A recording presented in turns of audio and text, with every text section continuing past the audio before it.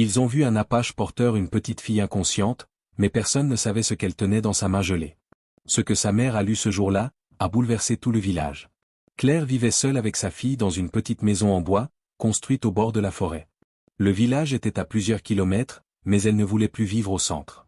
Depuis la mort de son mari, elle avait quitté sa famille, ses voisins, et les regards pleins de pitié. Elle voulait recommencer ailleurs, loin du bruit et des jugements. Lucie, sa fille de 6 ans, était joyeuse et pleine de vie. Elle jouait souvent devant la maison, ramassant des cailloux, parlant aux oiseaux, ou dessinant avec des bâtons dans la terre. Claire travaillait dur, elle coupait du bois, faisait cuire du pain, et cultivait un petit potager. La vie n'était pas facile, mais elle était en paix. Un matin d'automne, alors qu'elle ramassait de l'eau près du ruisseau, Claire aperçut quelque chose bouger entre les arbres. D'abord, elle pensa à un animal. Mais en s'approchant, elle découvrit un homme, allongé au sol, inconscient. Il saignait du bras et semblait avoir de la fièvre. Il portait des vêtements simples en cuir, et ses longs cheveux noirs tressés montraient clairement qu'il était un Apache. Claire hésita. Elle avait entendu les rumeurs du village, ne leur fais pas confiance, disait-il. Ils ne sont pas comme nous. Mais en regardant cet homme, elle vit surtout quelqu'un qui avait besoin d'aide. Elle se pencha doucement et posa sa main sur son front. Il brûlait de fièvre. Avec difficulté, elle le fit rouler sur une couverture et le traîna jusqu'à sa maison. Lucie, cachée derrière la porte, observait en silence. Claire lui dit simplement, « Il a besoin de nous ». Elle nettoya sa blessure, changea ses bandages, et resta éveillée toute la nuit pour surveiller son état. L'homme ne parlait pas, mais il respirait mieux. Au matin, ses yeux s'ouvrirent un instant. Il la regarda, surpris. « Je m'appelle Claire », murmura-t-elle. « Tu es en sécurité ici. » Il referma les yeux sans répondre, mais une chose était certaine, cette rencontre allait tout changer. Quelques jours passèrent. Takoda, encore faible, restait allongé sur la paillasse près du feu. Claire continuait de soigner sa blessure avec soin, en silence. Elle lui préparait des tisanes de plantes, changeait ses bandages, et laissait toujours un peu de pain ou de soupe près de lui. Il ne parlait pas beaucoup, mais ses yeux suivaient chaque geste de Claire, et parfois, il regardait Lucie avec une tendresse discrète. Lucie, elle, restait prudente au début. Elle observait l'homme silencieux depuis sa chaise, un crayon dans la main, dessinant des animaux et des arbres sur de vieux morceaux de papier. Quand Takoda put enfin marcher, il sortit de la maison un soir, sans un mot. Claire pensa qu'il était parti. Mais au matin, elle le trouva dehors, une hache à la main, du bois fraîchement coupé posé en tas près de la porte. Il avait aussi réparé un des volets qui grinçait depuis l'été. Ce jour-là, Claire retourna au village pour acheter du sel et un peu de farine. Les regards se posèrent aussitôt sur elle, lourds, froids. Personne ne lui dit bonjour. Même les femmes qu'elle connaissait d'avant évitèrent son regard. « Tu héberges un Apache » chuchota une voix derrière elle. Elle fit semblant de ne pas entendre. Elle n'avait rien à expliquer. Pire encore, les enfants du village, qui autrefois jouaient parfois avec Lucie, l'évitèrent maintenant. L'un d'eux tira même sa petite sœur par le bras en disant « Ne lui parle pas, elle vit avec un sauvage ». Lucie, confuse, rentra en courant à la maison et se jeta dans les bras de sa mère. Le soir, alors que Claire consolait sa fille près du feu, Takoda entra sans bruit. Il posa doucement un panier rempli de bailles et de racines devant elle. « Pour vous, dit-il simplement. Claire leva les yeux, émue. « Merci, Takoda.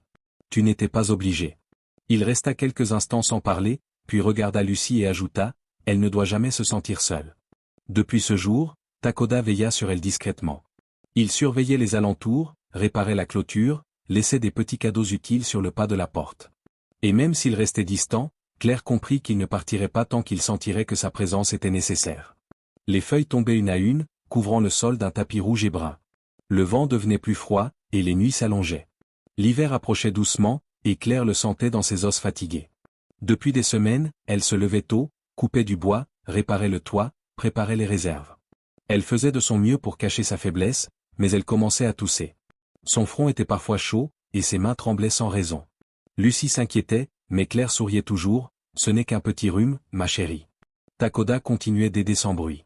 Il apportait du poisson fumé, du bois sec, et même du miel sauvage. Il ne dormait plus dans la maison, mais construisit un abri discret derrière la grange. Il ne voulait pas gêner. Un matin, Claire ne se leva pas. Elle resta couchée, le visage pâle, le souffle court. Lucie la secoua doucement, les larmes aux yeux. « Maman, réveille-toi. » Takoda entra sans faire de bruit. Il s'agenouilla près du lit et toucha le front de Claire. Elle brûlait. Il la regarda longuement, puis se leva. Ce jour-là, il partit sans un mot. Mais la nuit suivante, il revint. Il portait une petite marmite chaude et un sac rempli de racines, de feuilles et de baume. Il prépara une tisane dans le silence, puis aida Lucie à en verser doucement sur les lèvres sèches de Claire. Pendant plusieurs jours, il resta proche sans jamais se montrer aux villageois. Il sortait avant l'aube et rentrait après la tombée de la nuit. Il gardait le feu allumé, bordait Lucie, et chantait parfois doucement dans sa langue, comme une prière. Claire, dans ses rêves, entendait une voix grave et calme, comme un souffle dans les arbres. Peu à peu, la fièvre baissa. Claire ouvrit enfin les yeux un matin. Lucie dormait contre elle. Et dans un coin de la pièce, Takoda la regardait, les bras croisés. « Tu es resté, » murmura Claire. « Tu aurais fait pareil. » Il se leva et sortit. Pas besoin de mots. Dans ce monde froid, sa présence était devenue leur chaleur. Un matin de fin d'automne, alors que le soleil se levait à peine, un homme du village nommé Émile passait par le sentier derrière les bois. Il allait chercher des pièges posés non loin de là, quand il aperçut une silhouette accroupie près de la cabane de Claire. Il s'approcha doucement, inquiet. À travers les branches, il vit Takoda, penché près du tas de bois, ajoutant quelques bûches soigneusement coupées. Puis, sans un mot, l'Apache repartit en silence dans la forêt. Émile se figea. Son cœur battait vite. Il ne connaissait pas cet homme. Il vit ses vêtements en cuir, ses longues tresses noires, et il n'attendit pas plus. Il tourna les talons et rentra au village en courant. Avant la fin de la journée, tout le monde parlait. Claire cache un Apache dans sa cabane. Il rôde la nuit. Il pourrait être dangereux. Les rumeurs allaient vite, et avec elles, la peur. Personne ne se souvenait que Claire avait toujours été discrète et courageuse. On ne parlait plus que de Takoda, cet inconnu aux airs sauvages, qui aurait pu faire du mal. Le lendemain, plusieurs hommes se réunirent près de l'église. Ils parlaient fort. Ce n'est pas normal. Il faut faire quelque chose. Et s'il s'en prend à un enfant? Il faut le chasser. Claire apprit tout cela quand elle se rendit au moulin. Personne ne la salua. Une femme lui murmura froidement, « Tu mets ta fille en danger. » Le cœur de Claire se serra. De retour chez elle, elle trouva Takoda en train de réparer la porte. Elle le regarda longuement. « Ils parlent de toi? Ils ont peur, même s'ils ne te connaissent pas. » Takoda resta calme. La peur naît quand les gens refusent de regarder avec le cœur. Claire s'approcha. « Tu veux partir? » Il secoua la tête. « Je ne suis pas venu pour fuir. Je suis venu pour veiller. » Et cette nuit-là, comme les autres, il resta debout, assis sous les étoiles, surveillant la cabane. Peu importe ce que les autres pensaient. Il savait ce qu'il devait faire. La nuit était glaciale. Le vent soufflait entre les arbres, faisant craquer les branches et gémir les volets mal fixés. Claire s'était endormie plus tôt que d'habitude. La fatigue de sa récente maladie restait dans son corps. Takoda veillait dehors, assis près du feu qu'il avait allumé à l'abri du vent. Lucie, en silence, s'était glissée hors de son lit. Elle avait vu un chat errant passer devant la fenêtre, et dans son innocence d'enfant, elle avait voulu le suivre. Elle ouvrit doucement la porte, sans bruit, et s'avança dans l'obscurité. Au petit matin, Claire se réveilla en sursaut. La couverture de Lucie était vide. La maison était silencieuse. Elle appela une fois. Puis une deuxième fois, plus fort. Le silence lui répondit. Son cœur s'accéléra. Takoda? Lucie a disparu. Takoda se leva aussitôt. Il observa le sol près de la maison. Les traces de petits pas menaient vers la forêt. Il comprit rapidement. Sans dire un mot, il prit son arc, sa couverture, et s'élança dans la direction des empreintes. Claire courut au village, désespérée. Elle frappa à plusieurs portes. « Ma fille. Elle s'est perdue dans la forêt. S'il vous plaît, aidez-moi. » Mais les visages se fermèrent. On haussa les épaules. « Peut-être que ton Apache la retrouvera. Ce n'est pas notre problème. » Personne ne bougea. Dans la forêt, Takoda avançait rapidement malgré le froid. Il lisait les traces comme un livre ouvert. Les petits pas allaient en zigzag. Puis il s'arrêtait près d'un vieux tronc. Là, il vit une écharpe accrochée à une branche. Elle était à Lucie. Il siffla doucement entre ses dents, un son que les enfants de sa tribu reconnaissaient. Mais aucun son ne lui répondit. Le vent portait seulement le froid et le silence. Après plus d'une heure, Takoda trouva enfin la petite fille. Elle était recroquevillée sous un buisson, tremblante, les joues rouges, tenant dans ses mains un dessin froissé de sa mère. Il la prit dans ses bras sans un mot. « Tu es en sécurité maintenant. » Lucie posa sa tête contre sa poitrine. Elle ne disait rien, mais ses larmes coulaient doucement.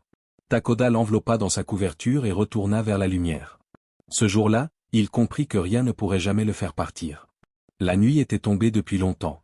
Le vent soufflait fort, et la maison semblait vide sans les rires de Lucie. Claire restait debout, figée près de la porte, le visage pâle, les mains serrées. Elle guettait chaque bruit, chaque craquement de branches, chaque souffle du vent, espérant que ce soit eux. Soudain, une silhouette apparut dans l'obscurité. Takoda marchait lentement, les jambes lourdes. Dans ses bras, il portait Lucie, emmitouflée dans une grande couverture. Elle ne bougeait pas. Son petit visage était glacé, ses lèvres bleues, ses paupières fermées. Claire courut vers eux, le cœur affolé. « Lucie, ma fille. » Takoda posa doucement l'enfant dans les bras de sa mère. « Elle respire encore, dit-il d'une voix basse. Je l'ai trouvée près du lac. Seule. » Elle serrait ça dans ses mains. Il tendit à Claire un petit papier froissé, mouillé, mais encore lisible. C'était un dessin. Un soleil, une maison, une femme, une fillette. Lucie avait dessiné leur vie. Leur famille. Claire éclata en sanglots. Elle serra Lucie contre elle, la couvrant de baisers. « Mon amour, réveille-toi, je suis là. » Takoda entra avec elle et alluma le feu. Il ajouta des bûches rapidement, puis prépara une bassine d'eau tiède pour réchauffer les pieds de l'enfant. Il prit soin de ne pas faire de gestes brusques. Il agissait avec une tendresse rare. Lucie resta immobile longtemps. Claire lui parlait sans cesse, lui caressait les cheveux, l'abordait. Puis, dans le silence, un souffle léger s'échappa de ses lèvres. « Maman ?» La voix était faible, à peine un murmure, mais c'était elle. Claire éclata en larmes à nouveau. « Oui, ma chérie, je suis là. Tu es sauvée. » Takoda recula, silencieux, laissant Claire et Lucie seules un instant. Il sortit dans la nuit et leva les yeux vers le ciel. Il murmura une prière ancienne dans sa langue, remerciant les esprits. Ce soir-là, Claire comprit quelque chose qu'elle n'avait jamais voulu dire à voix haute. Si Takoda n'avait pas été là, Lucie ne serait peut-être plus en vie. Et au fond d'elle, une confiance profonde venait de naître. Ce n'était plus seulement de la gratitude. C'était un lien. Le lendemain du retour de Lucie, une rumeur enfla dans tout le village. On racontait que Claire avait menti. Qu'elle avait protégé un apache dans sa maison sans prévenir personne. Certains disaient même qu'elle mettait tous les habitants en danger. Le conseil du village convoqua une réunion. Dans la petite salle près de l'église, les bancs étaient pleins. Les voix montaient, pleines de colère et de peur. Claire se tenait seule au centre, droite malgré la tension. Son regard restait fier, mais ses mains tremblaient. Lucie dormait à la maison, toujours faible, et Takoda n'était pas là. Il ne venait jamais au village. Le maire prit la parole. « Claire, tu as caché un homme inconnu. Un apache. Sans prévenir personne. C'est grave. Tu aurais pu nous exposer à un danger. » Un autre membre ajouta, « Ce n'est pas une simple erreur. C'est une trahison. Tu aurais dû choisir ton camp. » Claire ouvrit la bouche, mais les voix l'écrasèrent. Elle doit partir. Ce n'est plus sa place ici. Soudain, la porte s'ouvrit. Tous se tournèrent. Takoda entra. Il marchait calmement, les yeux droits, le visage sérieux.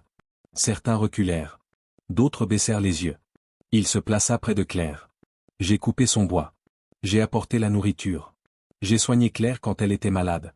Et j'ai sauvé sa fille, la nuit où vous avez tous tourné le dos. » Un silence profond s'installa. « Vous m'accusez parce que je suis différent, dit-il.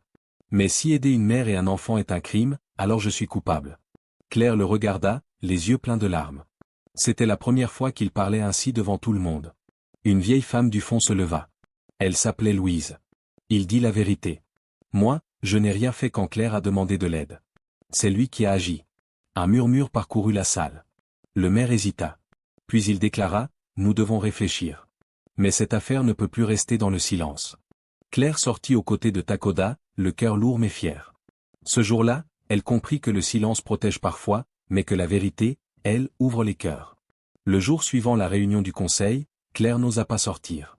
Le silence dehors lui paraissait plus lourd qu'une insulte. Elle restait assise près de Lucie, encore fatiguée, pendant que Takoda coupait du bois derrière la maison, comme toujours. Mais à la fin de l'après-midi, un bruit timide se fit entendre à la porte. Claire ouvrit lentement. C'était Louise, la vieille femme qui avait parlé pendant la réunion. Elle tenait un panier. « Du pain frais, dit-elle doucement. Et un peu de confiture, pour Lucie. » Claire la remercia, émue, ne sachant pas quoi dire. Le lendemain, une autre femme du village, Marianne, arriva avec un morceau de tissu chaud. « Pour couvrir la fenêtre cassée, l'hiver est rude cette année, dit-elle, évitant les regards. » Puis ce fut Thomas, un jeune garçon, qui déposa quelques bûches devant la porte avant de repartir en courant, sans un mot. Les jours passèrent. Petit à petit, d'autres vinrent. Un homme laissa un panier d'herbes. Une femme déposa un savon artisanal. Un vieil homme proposa de réparer la cheminée. Takoda observait tout cela de loin. Il ne disait rien, mais ses yeux brillaient d'une lumière nouvelle. « Pourquoi viennent-ils maintenant » demanda Lucie, la voix encore faible. Claire s'accroupit à côté d'elle. « Parce que parfois, Il suffit qu'une seule personne dise la vérité, pour que d'autres trouvent le courage de suivre. Un soir, alors que le feu crépitait doucement, Claire servit du pain à table. Elle regarda Takoda. « Tu as changé quelque chose ici. Pas avec des discours, mais avec des actes. » Takoda répondit simplement, « Ce n'est pas moi. C'est elle, » dit-il en regardant Lucie. Elle ne juge personne. Les adultes commencent juste à comprendre ce qu'un enfant savait déjà. Ce soir-là, la maison était plus chaude. Pas seulement à cause du feu, mais grâce à cette chose fragile qui commençait enfin à naître autour d'eux, la confiance. Le soleil brillait faiblement sur les collines, mais dans le cœur de Claire, une lumière nouvelle apparaissait. Lucie allait mieux. Elle riait à nouveau. Elle courait dans le jardin, parlait avec Takoda, et posait 1000 questions sur tout ce qu'elle voyait. Pourquoi les oiseaux volent en cercle? Comment le feu naît d'un simple caillou? Pourquoi les feuilles changent de couleur?